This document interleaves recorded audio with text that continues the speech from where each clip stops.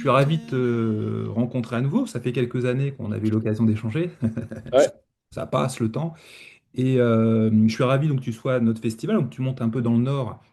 Peut-être ce sera l'occasion d'ailleurs de visiter Gisors, parce on n'est pas très très loin mais oui, de Gisors. Il y a aussi des lieux sacrés, le Mont-Saint-Michel, il y a Étretat, enfin, il y a plein de sites ouais, magnifiques et puissants autour de nous. Et puis il y a notre Beauve, qui est à quelques kilomètres du château, que tu découvriras avec nos autres visiteurs. La Beauve des ouais. Chevaliers, il y a une présence templière. Et on a un lieu là qui est riche en pulsations, c'est le moins qu'on puisse dire, avec un souterrain, un tumulus, triple enceinte, comme en parlait René Guénon. On en a une parfaite, impeccable. Alors oui, on va parler un petit peu de toi, Alexandre. Alors déjà, oui, est-ce que tu peux nous résumer un petit peu ton parcours? Alors je sais que tu as une formation de journaliste, donc on se dit, waouh, qu'est-ce qui fait qu'il a été intéressé par tous ces sujets qu'on pourrait résumer avec le mot avec lequel moi j'ai aucune difficulté, même que je revendique hautement, qui est le mot ésotérique. Hein, tes sujets sont des sujets ésotériques. Alors c'est vrai que le journalisme tel qu'il est enseigné ne conduit pas forcément dans cette direction, peut-être même va en direction inverse. Alors qu'est-ce qui s'est passé? Eh bien, il s'est passé que j'ai porté à son terme, j'ai poussé à son terme à logique, à son paroxysme, la démarche journalistique, qui est la recherche Oui, l'investigation. de la vérité. Mhm. Un Oui. journaliste, son métier, c'est de chercher, trouver, vérifier et Mhm. diffuser une info. Une info, c'est quoi une information? C'est une petite parcelle, c'est un fragment de vérité, de réalité, que l'on partage et que l'on diffuse parce qu'on estime qu'elle mérite d'être connue. Donc, évidemment, ayant éprouvé de l'intérieur la vacuité, la vanité du métier journalistique par rapport à la vérité, parce qu'effectivement, comme tu le dis, ça conduit essentiellement à non seulement à ignorer la vérité, la trahir, la galvauder, éventuellement cracher Oui, dessus, oui, voire mais aussi l'inverser. Ouais, ouais. et voir effectivement l'inversé ou à produire un discours de contre-vérité absolue, mais délibéré, assumé, hein, qui est voulu très haut en amont dans un objectif de propagande, de manipulation mentale et d'esclavage et d'asservissement des masses, on va être clair, hein. Au fond, c'est ça, hein. Donc il y a plein de degrés différents, évidemment. Il y aura toujours des titres de presse honorables, courageux, sérieux, honnêtes, et tout ce que tu veux, qui sont vraiment au service de la justice et de la vérité, mais d'une manière qui est toujours plus ou moins partielle. Et puis effectivement, donc j'ai connu une bascule pour le coup qui relève de ce que pouvait dire Abellio entre le passage de la politique à la gnose ou du profane au sacré, simplement, hein, le monde profane horizontal. On se tient au-devant des sources de vérité sans aller vraiment les consulter pour de vrai, s'y affronter. Et le domaine du sacré, du coup, qui est celui de la transcendance, hein, où là, on passe en mode vertical et où l'information t'arrive pour de bon, pour de vrai, au-delà des apparences ou des relais et des supports que tu avais commencé d'appréhender au préalable, si tu veux. Alors, est-ce que Donc, concrètement, il y a eu un événement pour toi, un événement déclencheur? Est-ce que c'est un oui, événement, je sais pas, onirique, un rêve, une situation une situation personnelle? paroxystique, hein, je parlais de paroxysme tout à l'heure. À la fin de mes études, j'étais à Sciences Po Bordeaux en 97 et j'arrivais au bout d'une logique, au bout d'une démarche. J'étais un peu idéologisé, je fréquentais, intellectuellement, j'étais compagnon de route de la Nouvelle Droite, des mouvements Nouvelle École, la revue Éléments, des choses comme ça. Et puis j'étais affronté du coup là, à l'université à une première approche de la réalité d'une politique ou d'une idéologie mise en pratique et puis voilà qui prétendait avoir des effets sur le terrain.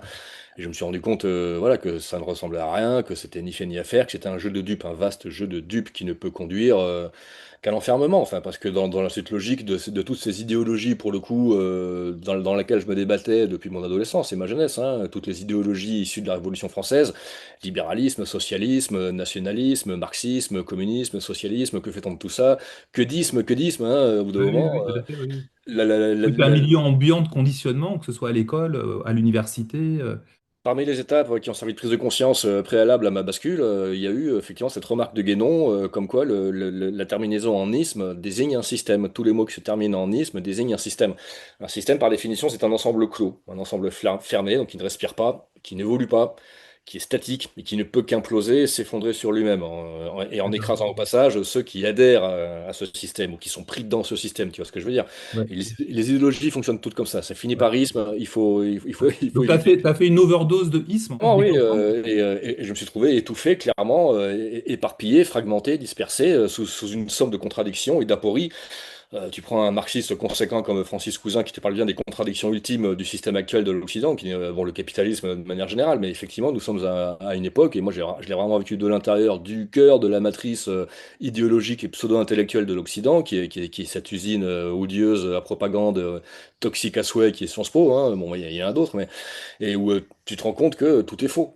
Tout est faux. L'économie est fausse, la Oui, oui, sociologie politique raconte n'importe quoi, l'histoire est complètement biaisée, mensongère. Rends-toi compte, un cours entier qui dure un an sur l'histoire culturelle du 19e siècle, qui commence à 1815, évidemment. On zappe les 15 ans de l'Empire pour commencer le cours au moment de la défaite française de Waterloo et du Congrès de Vienne.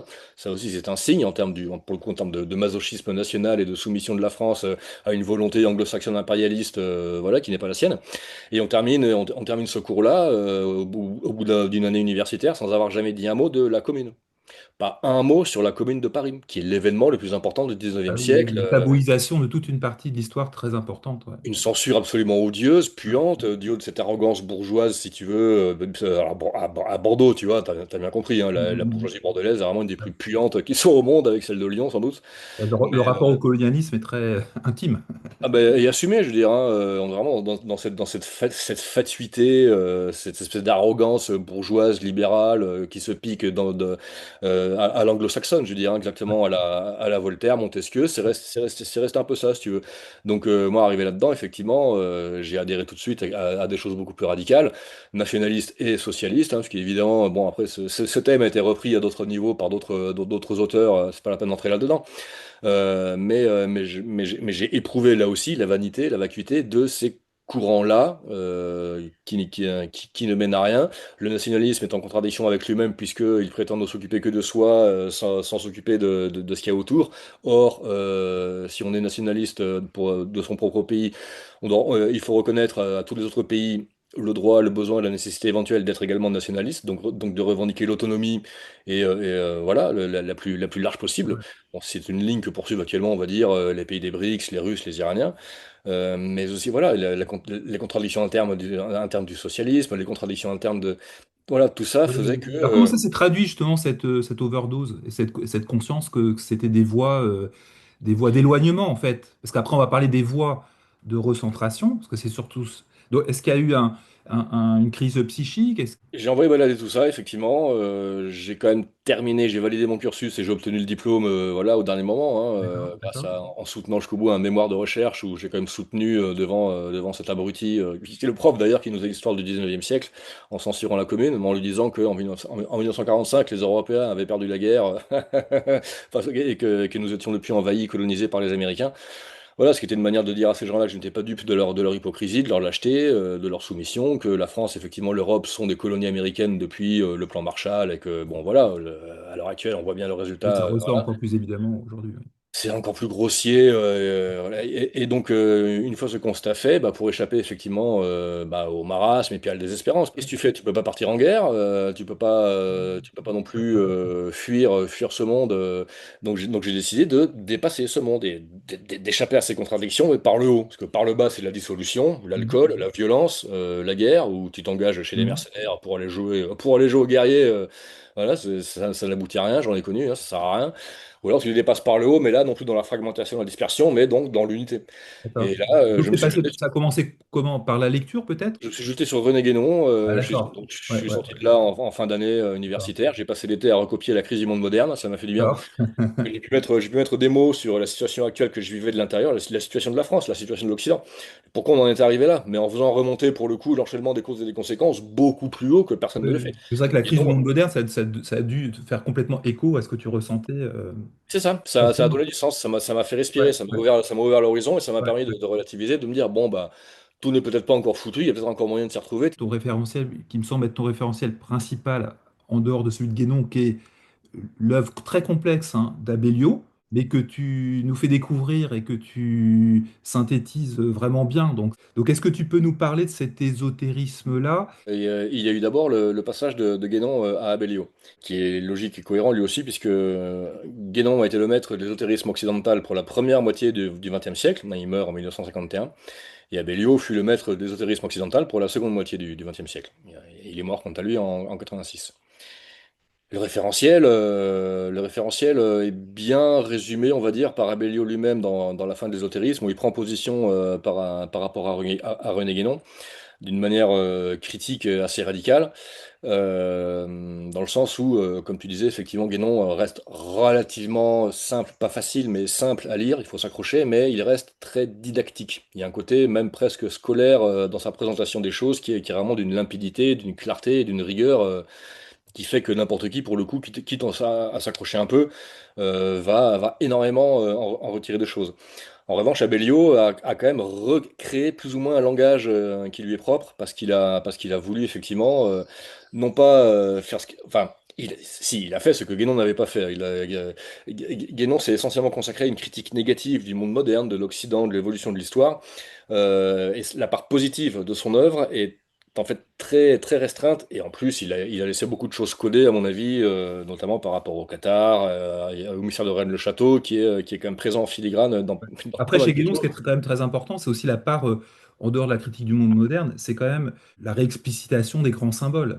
Oui, mais il n'explique pas comment accéder au sens supérieur des symboles. Il te dit très bien que les Ouais, symboles, effectivement, servent à véhiculer un sens supérieur, en ouais, vérité, une influence spirituelle, hein, à travers un support Oui, simplement c'est un peu moral encyclopédique, mental. Oui, mais finalement. ça reste mental, alors Ouais. qu'effectivement, Mm. il a il a une approche restrictive de l'initiation, voulant que, il faut adhérer à une forme traditionnelle, il faut se soumettre à des rituels, il faut avoir un initiateur, il faut se plier à des rites initiatiques. Rien de tout ça chez Abellio, qui a envoyé balader tout ça, qui a fait voler tout ça en éclat en Ouais. disant il y a Il faut moyen trouver une forme de. nouvelle, il faut trouver une nouvelle langue. Comme on a Mais chez Fulcanelli, il invente une nouvelle langue qui est vraiment ésotérique, c'est-à-dire que tu es plongé dans une intériorité qui fait son chemin. Et en fait, c'est cette langue qui est opérative. C'est pas les pas informations seulement. et les connaissances. Pas seulement. Alors la langue peut servir d'accès effectivement, mais Fulcanelli n'a pas reconstruit ou restitué le processus initiatique tel qu'Abellio l'a fait. Guénon en parle de manière lointaine en disant il faut passer par-ci, par-là. Enfin, il met des barrières et des conditions excessives, abusives, impossibles. Abellio, lui, a eu un maître, et parce qu'il a effectivement dépassé, on va dire, la maîtrise de son initiateur, il a tué son propre maître, entre guillemets, il a pu se permettre d'expliquer avec ça et de créer un langage pour expliquer ce qu'il avait vécu de l'intérieur. Et qui Euh, était son maître, en fait? Je crois que t'en parles dans ton livre, mais je m'en souviens plus. Pierre de Combas, qui est un instituteur Oui, auvergnat à la oui, retraite, qu'il a rencontré à Paris pendant l'occupation, et qui était magnétiseur, qui était un peu médium, qui avait beaucoup étudié la Bible, la guématrie, la Kabbale, la Bhagavad Gita, et qui a transmis des clés, des modes opératoires oui. à Abellio, qui a commencé par se moquer de lui, par les refuser, et qui a été amené plus ou moins malgré lui à les mettre en œuvre et à vérifier que ça marchait. Il en est découlé la structure absolue, qui est pour le coup, que j'explique dans Apocalypse, qui est clairement ce mode opératoire, ce processus initiatique, mais qui peut être dirigé et initié par l'individu lui-même, sans avoir besoin nécessairement, je pense que ça continue à se présenter, mais de manière informelle, d'un transmetteur, et qui sert de relais plus ou moins malgré lui à effectivement une influence spirituelle à un moment ou à un autre. On est passé effectivement sur des process initiatiques où l'aspect formel, formalisé, un rite, une église, un décorum, des rituels à la franc-mac, c'est terminé, on n'en a plus besoin. Par contre, il va pouvoir se créer des situations dans la vie de manière imprévue, comme la rencontre entre Abellio, qui était en mode combattant pendant la guerre, militant révolutionnaire, et ce vieil homme, un médium, qui ne savait pas quoi faire de ses connaissances. Il se passe une transmission qui est complètement informelle, en dehors de tout contexte rituel traditionnel, mais où les choses se passent, où le processus a lieu, et où après coup, voilà, on se retrouve avec un Abellio qui peut se permettre de Ouais, restituer, ouais, ouais, en l'ayant vécu de l'intérieur, ce que veut dire la Kabbale, ouais, avec ces processus donc de prise de conscience de la conscience, qui engendre, ben voilà, hein, cette ouais, ouais, dialectique tendante et unitive, en quoi consiste très précisément, évidemment, l'initiation, qui est un ouais, ouais. processus de passage de la dualité à l'unité. Ouais. Alors ça, c'est l'objet en effet de ce livre-là, hein. C'est l'enjeu Voilà, de ouais. ce livre-là, hein. Donc on rentre vraiment dans cette matrice-là, en quelque sorte, hein, d'Abellio. Et moi, j'ai repéré une page qui m'a vraiment intéressé, qui nous renvoie justement à ton intervention de cette année, c'est-à-dire l'Apocalypse aujourd'hui. Ce que tu dis, c'est que en fait, le monde est en état permanent d'auto-transcendance. Tout pousse comme dans la nature, tout croît et tend à croître. Alors après, tu nuances un petit peu les choses. Après, tu dis qu'il faut quand même un nombre suffisant d'individus pour que, en fait, ils soient visibles et lisibles. Alors, c'est un autre aspect, la question du seuil de rupture et de l'effet de masse qui va entraîner effectivement une bascule à l'échelle de la Terre et de l'humanité entière. Ça, c'est un autre aspect du sujet. Voilà, pour te dire le plus simple pour le coup en termes de référentiel, c'est le symbolisme de la croix. Le symbolisme de la croix chez René Guénon reste tout à fait extérieur. Il te lâche deux ou trois pistes. À peine Mhm. il peut te laisser suggérer ou comprendre que la croix en fait est à comprendre non pas en 2D mais en volume. Donc avec effectivement non pas quatre branches mais six. Ce qui renvoie à la structure scénaire d'Abellio. Voilà, lui, il a décrit le symbolisme de la croix pour le coup de manière opérative, c'est-à-dire comment fonctionne l'axe vertical, transcendant. L'ascendant, c'est la transcendance par le haut dans l'unité. La descente et la transcendance par le bas dans la multiplicité, la dispersion, donc côté satanique, en haut, côté christique, et en mode latéral expansif. Donc, effectivement, les bras, les deux autres bras de la croix qui sont en mode latéral et qui induit, donc ça, c'est l'axe luciférien, et Ouais. qui induit évidemment une double rotation en sens inverse, un peu Mhm. comme bah, si tu veux, les deux pyramides du Merkaba, Ouais, hein, oui, c'est oui, tout à exactement fait, oui, cette oui, oui, oui. symbolique-là. On a une pyramide pointe en haut, une pyramide pointe en bas, qui est en contra-rotation accélérée. Et c'est l'accélération de la rotation qui induit nos états de conscience Ouais, modifiés ouais, ouais, et notre entrée progressive dans la connaissance et dans ouais, ouais. l'unité. Ouais, tu le fais très bien, hein, gestuellement, hein, la chorégraphie est parfaite. C'est nécessaire. Ça me faisait penser au chrisme, un peu, parce que le chrisme Et- reprend aussi Tout à fait. ce processus, en fait, hein, Exactement. avec l'idée qu'il faut descendre pour éventuellement après remonter, si on s'enlise pas dans la descente. Donc on comprend bien que Apocalypse, Transmutation de l'Occident, c'est un livre de base et fondateur de ta pensée. Et puis après, il y a un sujet qui t'est cher, en effet, qui est celui des cathares. Les cathares, il y a ce petit livre-là, voilà, et qui est très, très dense, hein, et très intéressant également. Et puis, tu viens de sortir là, donc il y a quelques jours, ça sort du four, un premier tome sur les Visigoths. Mais quel est le rapport entre donc les Goths et puis les Cathares? Et il y a une continuité au niveau traditionnel, doctrinal. Pour le coup, on a affaire à des gens qui portent la même gnose, le même enseignement, sous des noms différents. La matrice, effectivement, alors, d'un point de vue chrétien, l'origine des Cathares vient des Visigoths, puisque c'est la doctrine arienne des Visigoths qui a permis et qui a préparé le terrain à l'émergence de la gnose cathare au Moyen Âge. C'est-à-dire que les Visigoths avaient une doctrine chamanique, ils étaient de tradition chamanique à l'époque où ils étaient nomades. Ils ont commencé à se sédentariser à plusieurs endroits, à plusieurs reprises, sur des durées plus ou moins longues, où ils ont intégré et acquis là aussi les traditions et les doctrines de différents peuples, en Perse, en Thrace, auprès des chamans de la mer Noire, des Carpates, du Nord, en Scandinavie, ainsi de suite. Et ils ont adhéré en arrivant dans l'Empire romain à la doctrine d'Arius, qui est un docteur chrétien, non pas catholique, et de tendance et d'influence gnostique, et qui rejetait en particulier, ou qui ignorait tout simplement l'enfantillage dogmatique romain sur ce Dieu fait homme et qui meurt pour les hommes pour racheter leurs péchés. Mhm. Donc tout le dogme en fait hein, qui a permis à l'Église catholique romaine de maintenir les peuples en esclavage en agitant devant eux la carotte d'une résurrection de la chair et d'une vie future de paradis si on se plie et qu'on obéit dans cette vie aux exigences et aux raquettes Ouais, ouais. de la mafia en Ouais. robe blanche. Et là, en fait, la symbolique de la croix est complètement cristallisée. Donc, on Ben, en fait, on perd retrouve chez les complètement le Visigoths. contact avec ce dont tu parlais auparavant. Ben, tout à fait, oui, et ça explique pour le reniement de la croix chez les Templiers, pourquoi les Templiers crachaient sur le crucifix, Oui, parce que ouais, ouais, c'était des ouais, oui, gnostiques on comprend ça, ouais.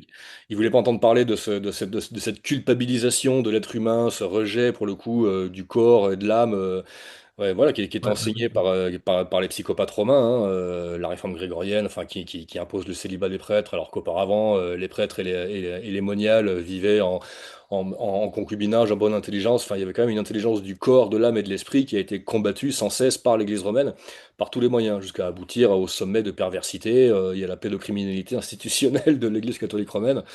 Donc les Visigoths, effectivement, considéraient la doctrine chrétienne pour ce qu'elle était, un enseignement pour devenir soi-même un homme-dieu. Le processus de descente de l'esprit dans la matière et d'assomption de la matière dans l'esprit. Donc, encore une fois, l'incarnation, c'est quoi? C'est la transmutation de ce corps, voilà, la descente de l'Esprit Saint, le baptême de feu, le consolamentum cathare était déjà présent chez les bénédictins visigoths. Donc, la gnose visigothique va passer effectivement en clandestin chez les bénédictins. ouais. qui vont former, qui vont fonder Cluny, qui est d'origine visigothique, qui sera la matrice du pèlerinage de Saint-Jacques-de-Compostelle, qui est un chemin alchimique, qui sera aussi la matrice de l'architecture gothique que les Templiers mettront en œuvre 2 siècles après. La première cathédrale gothique est en Angleterre, à Durham, en 1080, mais la même année, il y avait la grande mosquée d'Ispahan en Perse Ouais, ouais. reproduisait exactement les mêmes techniques, les mêmes motifs architecturaux. Ouais. Alors ça, c'est une question que je voulais te poser justement, parce qu'en fait, d'après ce que tu décris, en fait, c'est une sorte de flux initiatique qui vient par le nord. Est-ce que c'est une voie qui se différencie justement d'autres voies qui, elles, sont plus influencées par les Égyptiens, par les Grecs, Alexandrie, le néoplatonisme, ils sont reliés ou pas? À cette époque-là, il y a rien qui vient du Nord, hein. C'est les Templiers ont fait leur cathédrale d'abord en reproduisant la constellation de la Vierge, mais avant eux, il y avait il y avait les abbayes bénédictines de Normandie qui reproduisent la constellation de la Vierge, hein, Mhm. Jumièges et ainsi de suite. Donc c'est pas que ça vient du Nord, même s'il y a eu les Vikings aussi à un moment qui ont servi aussi de renouvellement traditionnel en venant défoncer l'empire romano-carolingien au IXe siècle. Mais en revanche, ce qui vient, oui, clairement, enfin, du sud si on veut, mais Ouais, le, c'est le- pas trop géographique, quoi, c'est pas il y a- spatialisé. oui, oui, voilà, parce que c'est quand même avant tout oriental, hein, puisque tout ça vient du foyer caucasien qui vient lui-même du foyer himalayen hein, à l'origine. Hein, les Indo-Européens, ça vient de là-haut. Et encore auparavant, c'est l'Hyperborée avec le Grand Nord. Mais là, Ouais, ouais, on est sur des échelles ouais, de temps beaucoup, beaucoup ouais, trop larges et c'est pas la peine pas la ouais. peine de remonter Parce jusque-là. que dans ton Mais livre, à un moment donné, effectivement, quand tu parles de l'ésotérisme chrétien, parce qu'il y a bien un ésotérisme chrétien, bah oui. tu dis au fait qu'il prend deux formes, gnose et hermétisme. Et toi, là, tu dis que les cathares sont plutôt des représentants, en effet, de la gnose. Alors, est-ce que Oui. l'hermétisme, c'est pas justement, Mais si, comme si. disait, tu sais, comme disait Huxley dans son Philosophia Perennis, hein, qui est un petit peu l'équivalent de la gnose, hein. Enfin, en termes génériques, il y a l'idée que c'est toujours plus ou moins la même façon de penser, et il y a des versions différentes. Alors, donc, est-ce que Oui, tout à fait. l'hermétisme, pour toi, c'est une version très différente? Et quels sont les traits qui différencient la gnose de l'hermétisme? Sur la forme, ce sont deux adaptations différentes dans l'espace-temps, mais d'un même corps de doctrine.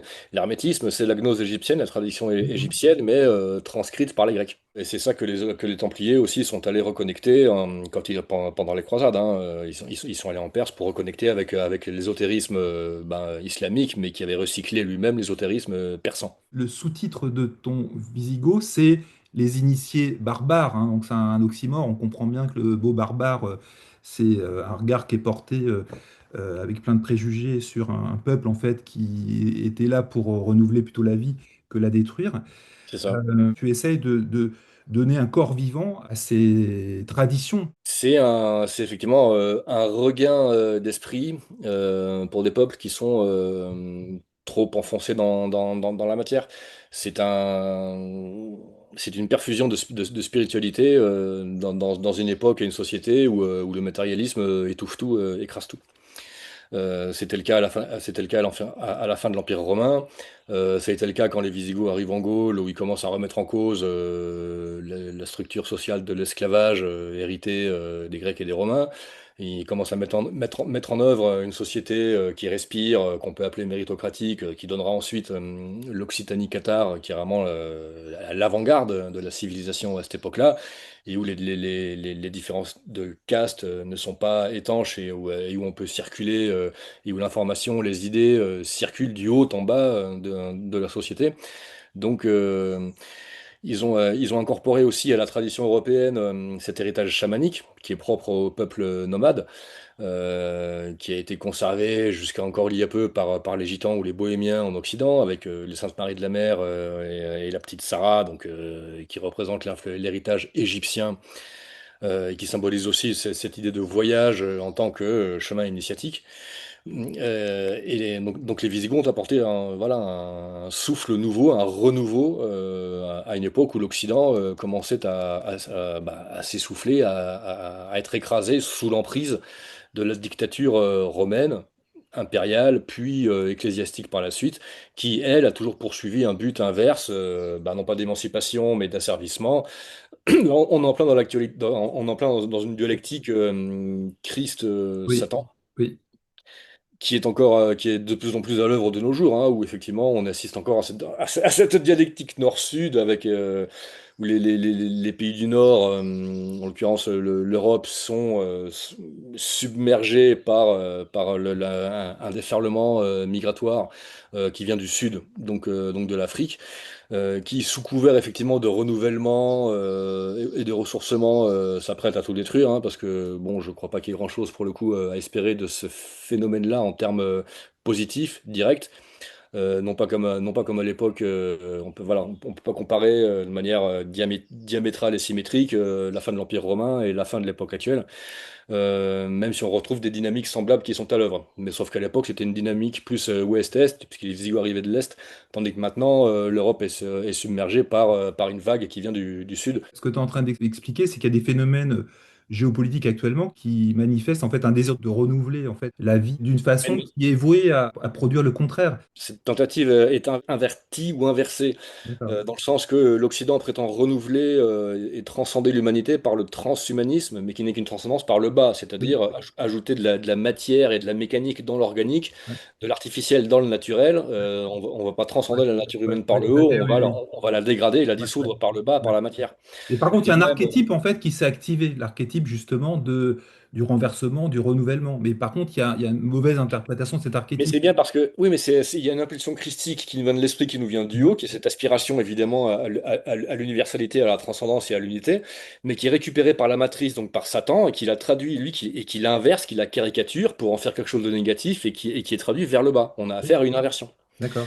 Et Le donc wokisme, les deux civilisations à laquelle tu t'intéresses constituent pour nous des modèles de façon de procéder autrement pour renouveler vraiment la civilisation. oui, mais on sait ce qu'il y a à faire, parce qu'effectivement, comment te dire, les mêmes méthodes, les mêmes protocoles restent valides, quelle que soit l'époque. Pour la verticalité et la transcendance, il procède effectivement par effet de rupture, bah, surtout par rapport à notre époque, où effectivement, enfin, quand même, il y a quand même toutes ces illusions et ces mensonges et ces pièges, enfin ces ruses du diable qui sont à reconnaître en tant que tels pour s'en extraire. Donc, en l'occurrence, l'effacement de la civilisation occidentale, mais il y a d'autres moyens de la transcender, ce sera plus par l'écologie, par le retour aux communautés, c'est certain. Et le mythe de l'androgyne, voilà, autre caricature qui est bafoué et inverti dans le wokisme et le transgenrisme ou le changement de sexe qui est une caricature, une parodie de l'unité du mariage des polarités, hein, l'union du Et yin peut-être un et du yang. contresens, parce que peut-être que tout ça, Voilà, c'est par aveuglement, pas par mauvaise volonté finalement. les Enfin, deux. quoi, Il y a une volonté un peu les initiale deux. de perversion, de subversion, voilà, qui est véritablement satanique, hein, et qui passe par, pour le coup, ensuite, à un niveau plus luciférien, au niveau des adhérents et des adeptes, par effectivement cette envie d'avancer, ce besoin de servir une cause, la tendance luciférienne qui s'imagine servir de la lumière alors qu'elle sert l'ombre, et avec l'alternative de finir soit dans la dissolution par le bas satanique, soit dans l'unité et la transcendance par le haut christique. Ça, c'est la part qui revient à chacun pour le coup. Mais ce qui est impressionnant, c'est que c'est en train de se jouer à échelle individuelle, évidemment, comme depuis toujours, mais pour la première fois depuis Ouais, 25 à 000 ans, l'échelle si tu veux, collective. à l'échelle de l'humanité entière. Voilà. Et c'est là où la phrase que tu prends de façon récurrente et qui est d'ailleurs en sous-titre de ton livre sur les cathares, la formule c'est dans 700 ans, le laurier refleurira. Alors, est-ce que déjà tu peux nous rappeler un petit peu le contexte dans lequel cette formule a été proposée? Donc, selon toi, comment ça pourrait se manifester dans notre monde, ce refleurissement en fait de la vie? Le contexte est celui de l'assassinat par le feu du dernier ministre cathare, Guillaume Belibast, en 1321. Et la formule est apocryphe, hein, c'est une formule traditionnelle qui relève pour le coup de la gnose pyrénéenne et de tous les milieux qu'il y avait à cette époque-là, et qui ont préparé, on va dire, qui ont posé les bases pour la suite, quoi. Ça Donc, la veut dire version, dans la version vernaculaire, c'est quoi? C'est en quelle langue? en occitan. Al cap del 700 ans, l'elaurel reverdira. L'elaurel, donc le laurier, c'est quoi? C'est la plante que l'empereur romain se mettait sur la tête, voilà, pour signifier sa dignité. Donc ça symbolise aussi évidemment le chakra coronal. Le chakra Ouais. coronal avec ses milliers de pétales qui désigne la reliance, pour le coup, encore une fois, Ouais. la connexion et la reliance au bas, la respiration tertielle avec l'individu comme relais entre le mouvement de la Terre et les mouvements du ciel.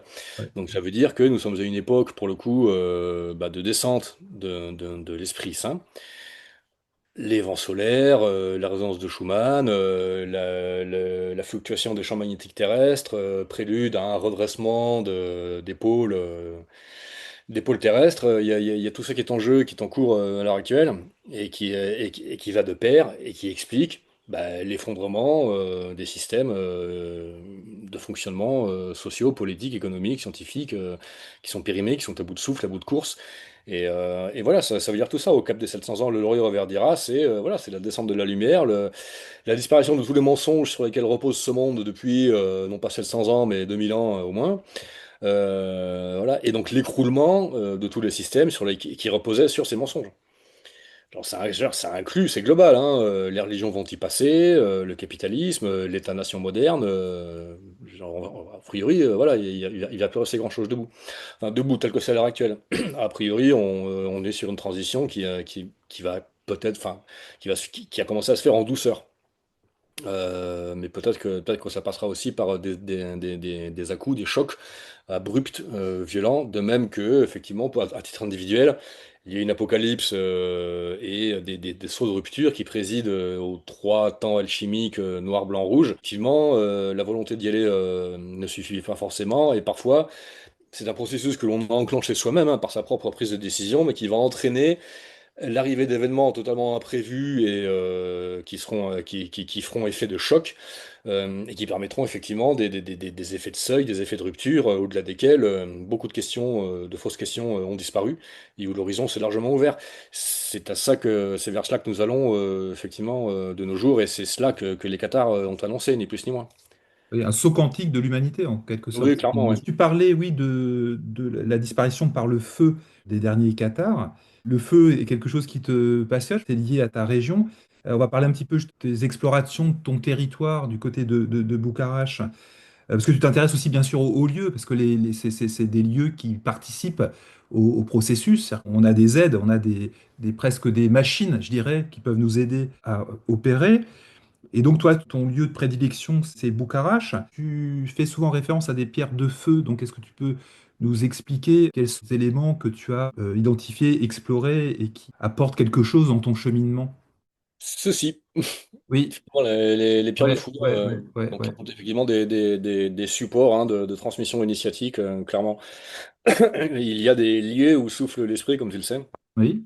des sanctuaires naturels qui ont été effectivement prévus, conçus et organisés à notre attention pour produire certains effets sur l'individu quand il se présente sur place dans les dispositions requises, on va dire. Mhm. Donc voilà, contrairement à ce que disait Guénon, mais il y a effectivement des lieux, des sanctuaires naturels qui D'accord. sont prévus pour nous permettre de procéder à des initiations et les Pyrénées-Qatar, effectivement, sont pour moi l'un des principaux hauts lieux initiatiques, l'un des principaux sanctuaires que nous ayons enfin, en Europe, en Occident. Il y en a beaucoup d'autres, hein. Euh, les, les Pyrénées, les Corbières, donc Pyrénées-Orientales, catalanes, Canigou-Bugarach, nous sommes sur l'axe du méridien zéro, qui coupe la Terre en deux du nord au sud qui passe par Paris, Saint-Sulpice, tu connais l'histoire, Ah Bourges. oui, oui, parce qu'en fait, tout ça s'inscrit dans une géographie sacrée, Oui, hein, aussi. eh ben, Ça, nous c'est un allons voir autre aspect de ton travail, ça. ben, c'est-à-dire que oui, en effet, mais de Enfin, même qu'il tout y est a une lié. histoire sacrée, une histoire invisible qui permet d'expliquer l'histoire visible et la succession apparente des événements, il y a une géographie sacrée qui est à lire elle aussi dans un titre symbolique de manière à expliquer ben, pourquoi il y a ça ici, et puis à quoi ça sert, et ainsi de suite. Et les deux, évidemment, marchent ensemble, ce qui m'a amené à introduire le concept de géostratégie subtile ou de géopolitique de l'esprit ou de géopolitique du Oui. Graal qui consiste Ouais. littéralement, effectivement, à servir le projet divin de faire descendre sur Terre la Jérusalem céleste et de faire advenir sur Terre le royaume de Dieu. C'est clairement ça le but, et c'est clairement à ça que doit nous mener l'entrée dans l'ère du Verseau. Donc, effectivement, les Pyrénées ont été prévues à cet effet, organisées ou aménagées à cet effet, si j'ose dire de beaucoup de manières différentes. Mais enfin, donc ma porte d'entrée par rapport à ces mystères-là et à leur dimension opérative a été donc à travers ce que j'ai appelé les pierres de foudre.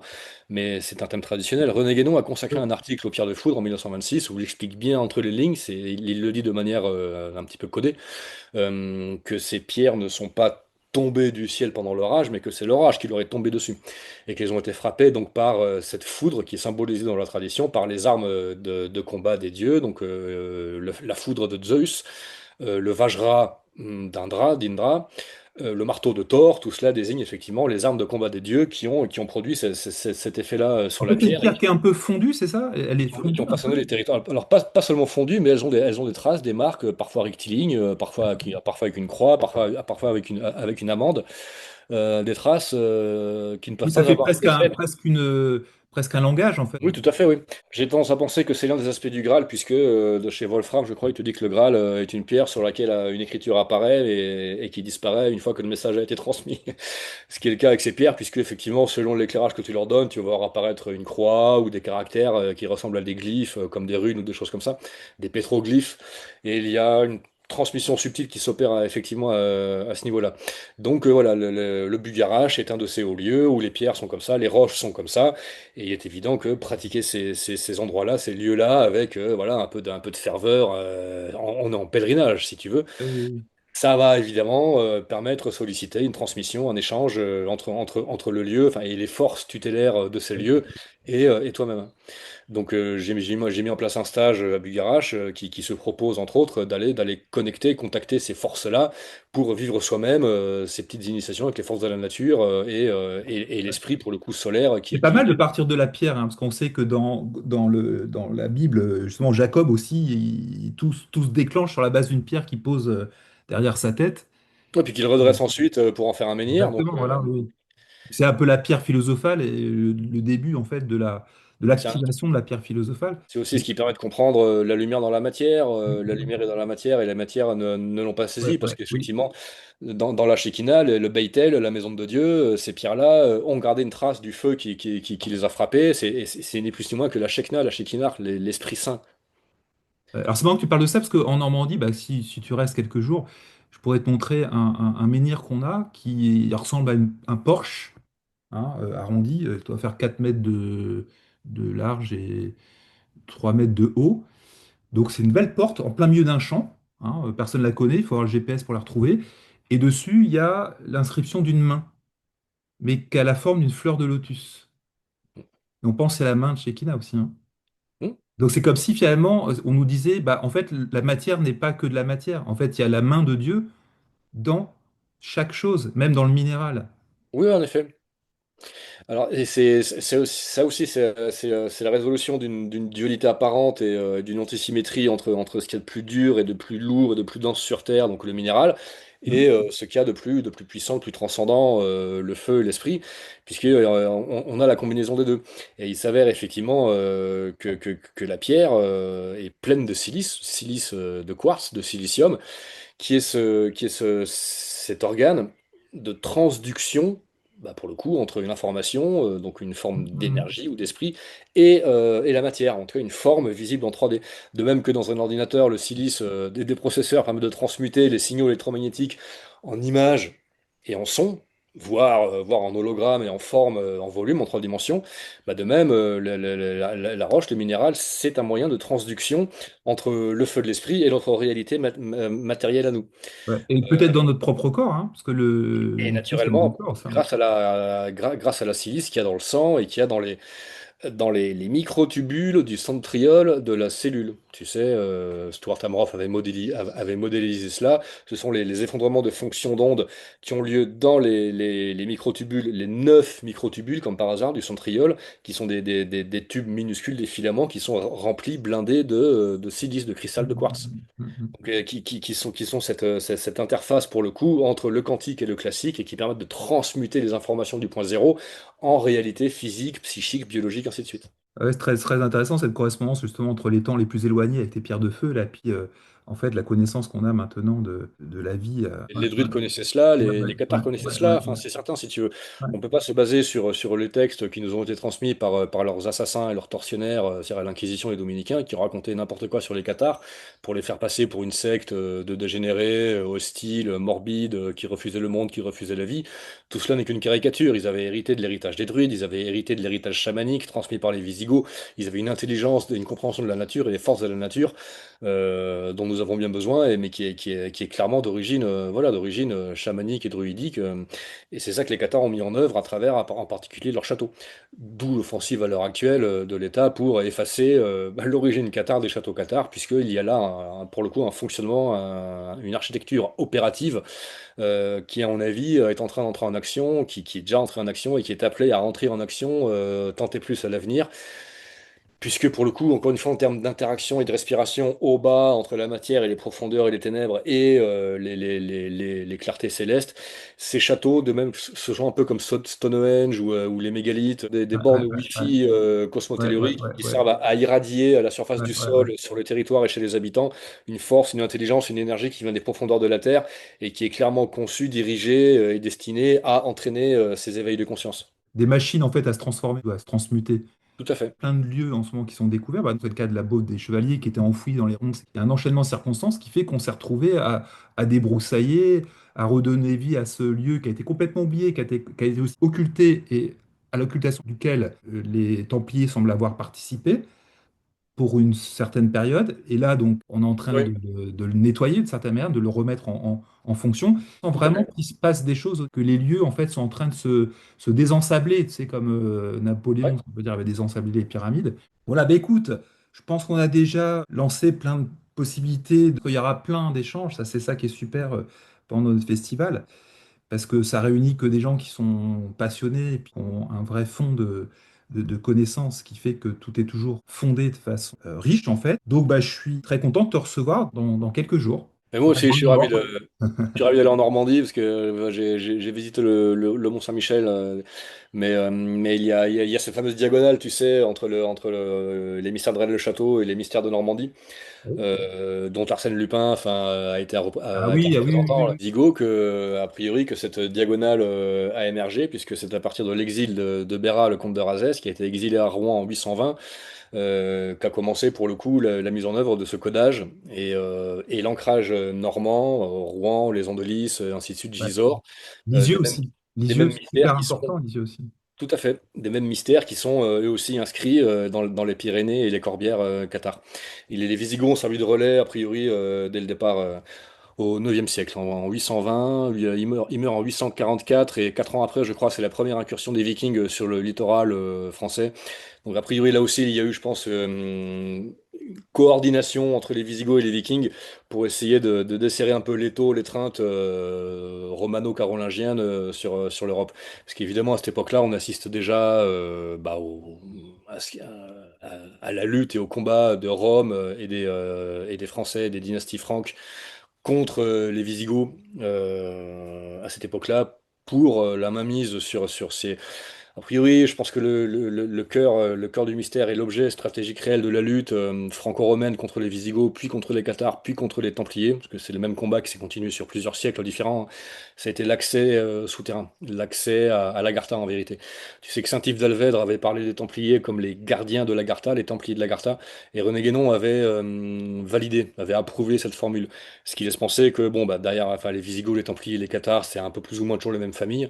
Ça remonte à Guyenne de Gélone et encore un peu plus loin dans le temps. Ben, j'explique ça dans le livre sur les Visigoths, mais ils ont eu, je pense, entre autres, pour le coup, comme mission géostratégique, mais transcendantale, la surveillance et la sécurisation des accès à l'Agartha. Et c'est ça que les Romains ont voulu, c'est à ça qu'ils ont voulu accéder, c'est à ça qu'ils n'ont pas pu accéder. Ça a été le travail, ça, pour le coup, des Templiers. Quand tu dis qu'ils ont dû dissimuler certains accès à une époque, c'est clairement ce qui s'est passé.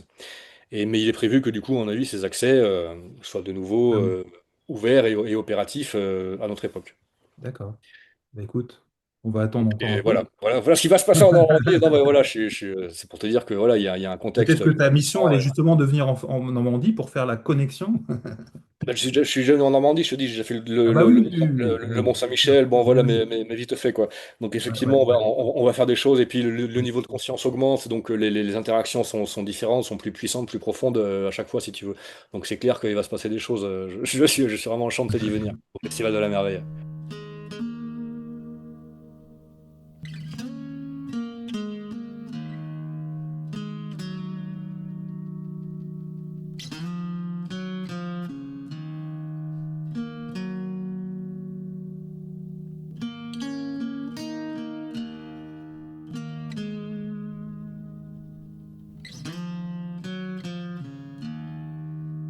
sempiternel, le flux de l'origine,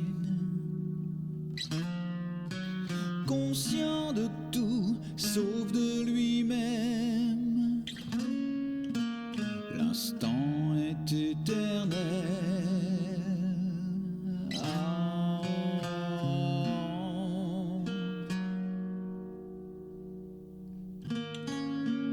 Avant que ne s'immisce le temps qui change, quand l'illusion s'en mêle en unité qui reflète sa propre multitude, abîme au cœur de l'atome, trauma après l'hématome, divine amnésie de l'homme, sempiternelle origine.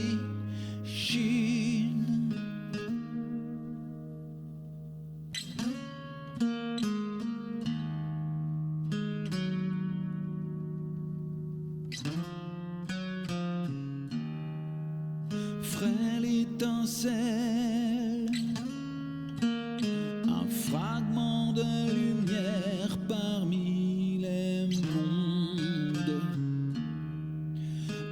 individuel, un morceau de présent qui se parle et se rêve.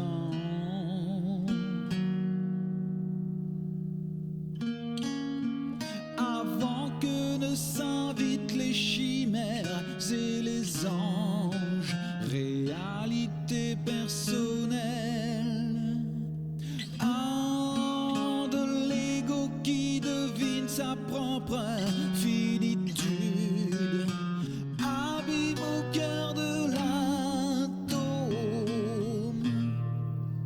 trauma après l'hématome, divine